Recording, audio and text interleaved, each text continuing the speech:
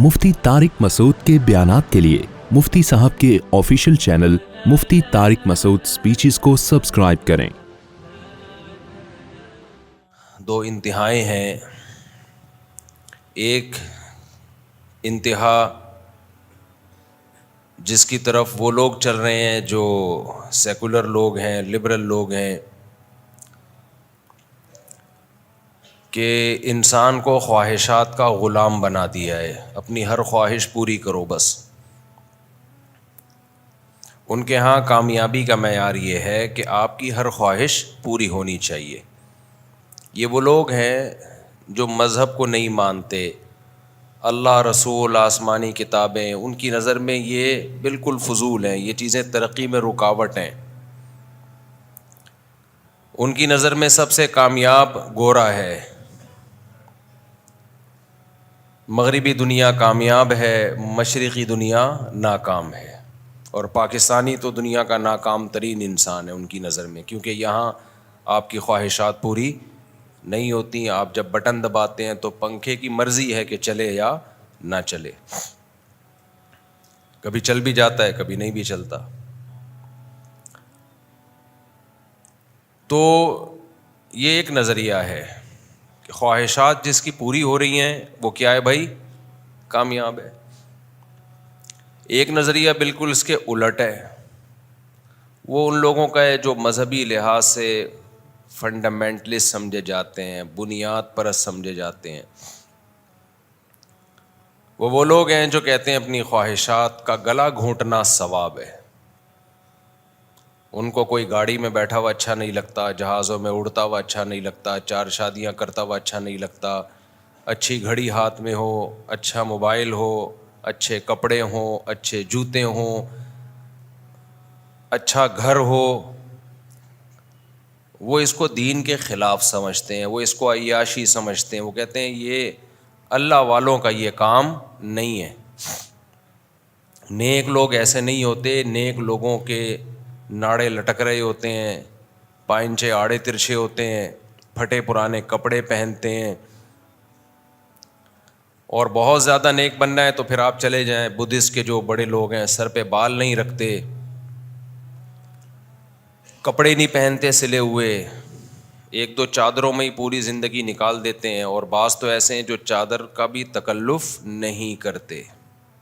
उनके जब यूट्यूब पे इंटरव्यू आते हैं तो एहतियातन सामने कुर्सी रख दी जाती है ताकि जितने भी मकामात हैं जिस हद तक छुप सकते हैं उनको छुपाया जा सके, वरना उनकी तरफ से कोई इंतज़ाम नहीं होता। वो कहते हैं दुनिया से बेरग़बती, कपड़े भी क्यों पहने हम, बस ऐसे ही नंग धड़ंग ज़िंदगी गुजारो। अपने आप को गैर ज़रूरी मुसीबतों में डालते हैं। आपने देखा होगा एक इंटरव्यू आया किसी शख्स का, वो क्रॉलिंग करके चला है, कहीं मंदिर में जा रहा था, पता नहीं कितने किलोमीटर का सफ़र पाँव पे चल के नहीं बल्कि क्रॉलिंग करके, लेट के घिसटता हुआ गया है, भाई इससे भगवान खुश हो जाएगा। ईसाइयत में भी रहबानियत थी, रहबानियत का मतलब भाई दुनिया से बेरग़बती, दुनिया से किनारा कशी, अल्लाह अल्लाह करते रहो बैठ के। तो ये दो इंतहाएं थीं। एक तरफ जो आजकल वेस्टर्न कल्चर है, ख्वाहिशात जो दिल चाह रहा है वो क्या करो, पूरा करो। हाँ, जब तक किसी दूसरे इंसान को नुकसान ना हो। अगर दूसरे को नुकसान हो रहा है तो फिर ये इल्लीगल है, क्योंकि सबको रहने का हक़ है, अय्याशी का सबको हक़ है। तो ऐसा ना हो एक ही अय्याशी की वजह से दूसरे को नुकसान हो रहा, दूसरे को नुकसान ना पहुँचाओ, बाकी जो मर्ज़ी करना है करो। शराब पियो, इतनी ना पियो कि दूसरे को नुकसान हो, ज़्यादा पी ली तो पता चला कि उसी को मार दिया आपने। तो ज़्यादा पीनी है तो घर की 4 दीवारी के अंदर रह के जितनी चाहो पी लो। तो ये एक कॉन्सेप्ट है और ये इस पे गोरा चल रहा है। और हमारा मसला ये है कि हमारा जो मजहबी तबका है वो एक इंतहा पर है, उसको तरक्की पसंद ही नहीं है, उसको अच्छा खाना पसंद ही नहीं है, उसको गाड़ियों में घूमना पसंद नहीं है, उसको जहाज़ों में घूमना पसंद नहीं है, उसको 4 शादियां पसंद नहीं हैं, उसको अच्छा लिबास पसंद नहीं है।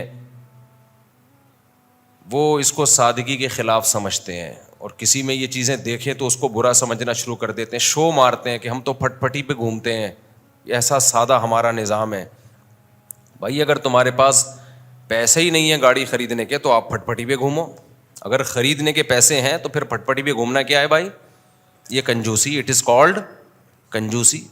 کیونکہ میں بار بار حدیث پیش کرتا ہوں, ان اللہ یحب ان یری اثر نعمتہ علی عبدہ, اللہ یہ چاہتے ہیں کہ جب کسی کو کوئی نعمت دیں تو اس کے اثرات نظر آنے چاہیے. دولت ہے تو لباس سے, سواری سے, پوشاک سے, لائف اسٹائل سے دولت جھلکنی چاہیے. ابھی کچھ دن پہلے ایک صاحب نے مجھے بہت سوال پوچھا. بعض دفعہ لوگ سوال جب پوچھتے ہیں تو چپک جاتے ہیں, وہ ان سے جان چھڑانا بڑا مشکل کام ہو جاتا ہے.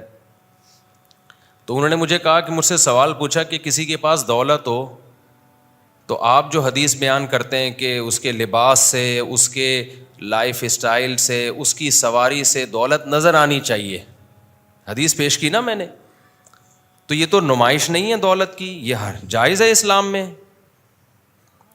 ان کا کہنا یہ تھا کہ یہ کیا ہے, یہ دولت کی نمائش ہے, یہ تو حرام ہے.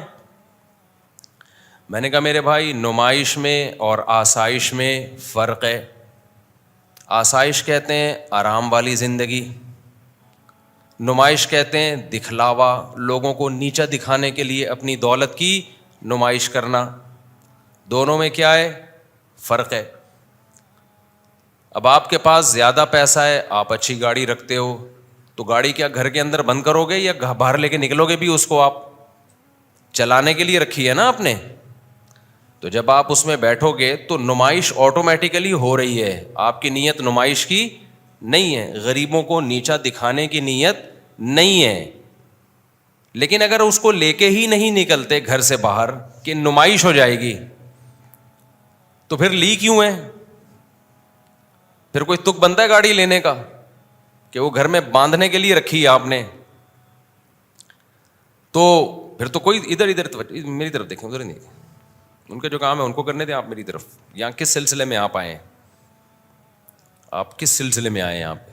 جب آپ کی شادی ہوئی دلہن کے پاس گئے تو آپ نے بتایا نا میری کل آپ سے شادی ہوئی ہے, اس سلسلے میں حاضر ہوا ہوں میں. اگر آپ وہاں جاتے اور وہاں بیٹھ کے کہیں اور دیکھ رہے ہوتے, موبائل میں لگے ہوتے, تو بیگم کہتی ہے سلسلہ شادی کا تھا اور لگے ہوئے کس میں ہو آپ؟ موبائل میں لگے ہوئے. تو غصہ آئے گا نا اس کو. تو جو جس سلسلے میں آئے تو اسی سلسلے سے اس کو جڑا ہوا رہنا چاہیے. تو آپ یہاں پر نماز پڑھنے کے سلسلے میں آئے ہیں اور بیان سننے کے, جہاں تک مجھے نالج ہے, میرے پاس جو نالج معلومات ہیں, میرا اپنا ایک تجزیہ ہے, وہ یہ ہے کہ آپ دین کی بات سننے کے سلسلے میں حاضر ہوئے ہیں. تو میرا خیال ہے اسی سلسلے کی طرف آپ کی توجہ رہنی چاہیے. تو اب دیکھو بیان کا سارا وہ ہو جاتا ہے نا گڑبڑ, جب آپ نے بیچ میں ادھر ادھر دیکھا تو اچھا وہ ایک لے میں بات چل رہی ہوتی ہے. تو اب مسئلہ یہ ہے کہ اب ہم جب وہ میرے سے چپک گئے, کہنے لگے یہ تو نمائش ہے, یہ تو غلط ہے, یہ تو نمائش ہے دولت کی, گاڑی لے کے گھوم رہے ہیں. میں نے کہا وہ گاڑی خریدے گا کیوں اگر لے کے گھومنا نہیں ہے اس نے؟ تو پھر تو ہم خریدنے پر ہی پابندی لگاتے ہیں. جب خریدنے پہ پابندی لگائیں گے تو پھر وہ حدیث کا کیا مطلب ہے کہ اللہ نے جب کسی کو دولت دی ہو تو ہونا یہ چاہیے کہ اس دولت کا اثر اس پہ جھلکنا چاہیے. اس کے پاس پیسے لینڈ کروزر کے ہیں اور وہ رکشا خرید کے چلا رہا ہے, تو یہ تو بخل ہے, یہ کیا ہے؟ کنجوسی. بلکہ آپ کو پتا ہے بخل سے بھی اوپر کی ایک چیز ہے شح, جسے کہا جاتا ہے عربی میں شح, شین ہا, حلوے والی ہا, اور اس کی صیغہ صفت آتا ہے شحیح, شین حلوے والی ہا, پھر یا, پھر حلوے والی ہا. یہ جو پروننسیشن ہوگی شحیحن, کیا ہوگی؟ اچھا عربی میں یہ لفظ بڑا مشکل ہے شحیح پڑھنا, وجہ اس کی کہ آدمی بڑا مشکل ہوتا ہے. بعض بندے مشکل ہیں تو عربی میں ان کی پروننسیشن ہی اللہ نے مشکل رکھی ہے تاکہ پتہ چل جائے کہ یہ بندہ بہت ڈیفیکلٹ ہے, اس کو سمجھنا آسان نہیں ہے. جیسے اس کا تلفظ بہت مشکل ہے تو بندہ بھی کیا ہے؟ یہ بہت مشکل بندہ ہے. تو شحیح کسے کہتے ہیں؟ اب دیکھو ایک لفظ ہے بخیل, بخیل بڑا آسان لفظ ہے, منہ سے آرام سے نکل جائے گا. بخیل کسے کہتے ہیں بھائی؟ بخیل بولو نا, کنجوس کو. کنجوس کو عربی میں کہتے ہیں بخیل. یہ لفظ کیا کہلاتا ہے؟ بخیل. کنجوس سمجھنا بہت آسان ہوتا ہے, وہ زیادہ ڈیفیکلٹ کیس نہیں ہوتا. لیکن شحیح جو ہے نا, شحیح حلوے والی ہاں, اگر یہ حلوے والی نہ ہوتی, جو دو چشمی ہاں ہوتی تو پھر آسان تھا اس کا, ہم بولتے تھے شحیح. یہ اس لیے ہے کہ بخیل کہتے ہیں جو دوسروں پہ خرچ کرنے میں کنجوسی سے کام لے. چائے پلاتے ہوئے جان نکلتی ہے لوگوں کو, مہمان کو کھانے کا پوچھتے ہوئے موت آتی ہے, بیوی بچوں پہ خرچ کرتے ہوئے موت آتی ہے. اور شحیح کہتے ہیں کمبخت اپنے اوپر خرچ کرتے ہوئے موت آتی ہے اس کمبخت کو. یہ ہے کنجوسی کا اعلی مقام کہ پیسہ رکھا ہوا ہے اور اس کو بیچ میں گالی حذف کر دی میں نے جمعے کی وجہ سے اور مسجد کی وجہ سے, اور بے شمار دولت رکھی ہوئی ہے اور اس فل ان دا بلینکس نے اپنے اوپر بھی خرچ نہیں کر رہا. میں سمجھا پا رہا ہوں اپنی بات؟ تو عربی میں اس کو کیا کہتے ہیں؟ شحیح. قرآن کہتا ہے وَمَن یُوقَ شُحَّ نَفْسِهِ فَأُولَٰئِکَ هُمُ الْمُفْلِحُونَ, جس کو اپنی ذات کے بخل سے ہم نے بچا لیا یہ لوگ کامیاب ہیں. تو بخل کسی بھی صورت میں ہو, کنجوسی کسی بھی کنڈیشن میں ہو, اللہ کو بالکل بھی پسند نہیں ہے. اللہ کو وہ لوگ پسند ہیں جو خرچ کرتے ہیں دوسروں پہ بھی اور اپنے اوپر بھی. ایسے لوگ اللہ کو کیا ہیں؟ پسند ہیں. یہاں ایک اشکال کا جواب دے کے, جو میں 20 دفعہ دے چکا ہوں لیکن نئے نئے لوگ بھی آ جاتے ہیں, ان کو اشکال کا جواب دے کے پھر میں اس کو اور تھوڑا سا ایکسپلین کرتا ہوں. میں نے بیان لے کے شروع کیا تھا نا کہ دینداری کا ہمارے ہاں معیار ہی غلط بنایا ہوا ہے لوگوں نے. جو اسلام نے جس کو دینداری کہا ہے لوگ اس کو دینداری نہیں سمجھ رہے ہیں. جس کو اسلام نے دین سے کوئی تعلق نہیں ہے ان چیزوں کو لوگ کیا سمجھ رہے ہیں؟ دینداری. اور اس پہ پرکھ رہے ہوتے ہیں, علماء کو بھی, عوام کو بھی, لیڈروں کو بھی, ہر ایک کو اس پہ پرکھ رہے ہوتے ہیں. یہاں میں ایک اشکال کا جواب دیتا ہوں کہ پھر نبی صلی اللہ علیہ وسلم پیون زدہ کپڑے کیوں پہنتے تھے؟ پھر نبی صلی اللہ علیہ وسلم کے گھر میں چٹائی کیوں تھی جس پہ جب آپ آرام فرماتے تو آپ کے جسد اطہر پہ نشان پڑ جاتے؟ پھر آپ صلی اللہ علیہ وسلم گدھے کی سواری کیوں فرماتے تھے؟ پھر آپ صلی اللہ علیہ وسلم کے گھر میں 40 دن چولہا کیوں نہیں جلتا تھا؟ صرف جو اور کھجور پہ گزارا کیوں تھا؟ بھائی ایک طرف ہم کہہ رہے ہیں اپنے اوپر خرچ نہ کرنا یہ اچھی صفت نہیں ہے بلکہ یہ بے انتہا بری صفت ہے.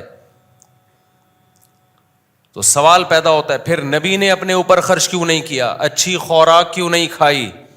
دیکھو اچھی سے دو طرح کی, ایک تو ہوتی ہے لذت والی خوراک, ایک ہے صحت کے لیے مفید. تو یہ بات تو ثابت ہے قرآن و سنت سے, ہمارے نبی نے جو خوراکیں کھائی ہیں صحت کے لیے اس سے اچھی کوئی خوراک ہو نہیں سکتی. اس پہ تو مستقل ایک بیان ہوا ہے میرا, اور کبھی موقع ملا دوبارہ انشاءاللہ اس ٹاپک پہ بات کروں گا کہ اسلام میں صحت کے کیا بیسک اصول ہیں, اور وہی آج میڈیکل سائنس نے ثابت کی ہیں سارے. کچھ چیزیں پہلے میڈیکل سائنس مان نہیں رہی تھی, اب ماننا شروع کر دیا اس کو. خیر, تو سوال پیدا ہوتا ہے ہمارے نبی صلی اللہ علیہ وسلم, حضرت جابر بن عبداللہ نا بخاری کی حدیث ہے, ایک دفعہ نماز پڑھا رہے ہیں وداؤٹ قمیض, صرف نیچے کا ازار ہے. تو کسی نے پوچھا کہ کیا اس طرح نماز ہو جاتی ہے کرتے کے بغیر؟ انہوں نے فرمایا میں جان کر اس لیے پڑھ رہا ہوں تاکہ آپ جیسے احمق لوگ مجھے ایسے نماز پڑھتے ہوئے دیکھیں اور پوچھیں کہ ایسے نماز ہو جاتی ہے. لیراک مثلک الاحمق. فرمایا کیا نبی کے دور میں ہر ایک کو کرتا میسر تھا کیا؟ نبی کے دور میں کرتا کہاں ہوتا تھا؟ اتنی غربت تھی کہ ایک ازار میں ہی لوگ نماز پڑھتے تھے. تو کیا تمہیں اتنا نہیں پتا نبی کے دور میں کہاں سے 2 کپڑے لوگوں کے پاس آتے تھے؟ آج آپ کے لیے ٹھیک نہیں ہے کہ آپ بغیر قمیض کے نماز پڑھیں. خوب سمجھ لیں, صرف حدیث دیکھ کے مسئلہ نکال لینا یہ عوام کا کام نہیں ہے, یہ مجتہدین کا کام ہے. ان کی نظروں میں ساری حدیثیں ہوتی ہیں, ہر پہلو سے وہ غور کرتے ہیں. یہ تو آج کل ایک بدعت چل پڑی ہے کہ جو بھی اٹھتا ہے بس حدیثوں کے 2-4 ریفرنس اس کو یاد ہوتے ہیں اور وہ مسئلے بیان کرنا شروع کر دیتا ہے. لوگوں نے تو یہ کہنا شروع کر دیا کہ کھڑے ہو کر پیشاب کرنا سنت ہے, کیونکہ بخاری میں آتا ہے کھڑے ہو کے پیشاب کیا. یہ ونس اپون اے ٹائم ایسا ہوا ہے. حضرت عائشہ کے کتنے سخت الفاظ ہیں کہ جو یہ کہے کہ نبی نے کھڑے ہو کر پیشاب کیے کبھی تصدیق نہ کرو. وجہ اس کی ہے کہ نبی کا یہ عام معمول نہیں تھا. پھر بھی ہم کہتے ہیں کہ ایک دفعہ کیا ہے نبی نے اور صحیح سند سے ثابت ہے, تو ونس اپون اے ٹائم ایسا ہو گیا, اس میں کوئی عذر ہو سکتا ہے. یہ بھی ہو سکتا ہے بتانے کے لیے کہ بھائی یہ ایک پہلو بھی سیرت کا ایک دفعہ سامنے آئے, کیونکہ ہر جگہ آپ کو بیٹھنے کے لیے جگہ میسر نہیں ہوتی. لیکن اس کو سنت قرار دینا اس ایک حدیث کی روشنی سے تھوڑی ہوگا. سنت تو جو عام معمول ہوتا ہے وہ سنت ہوتا ہے, کچھ مستثنا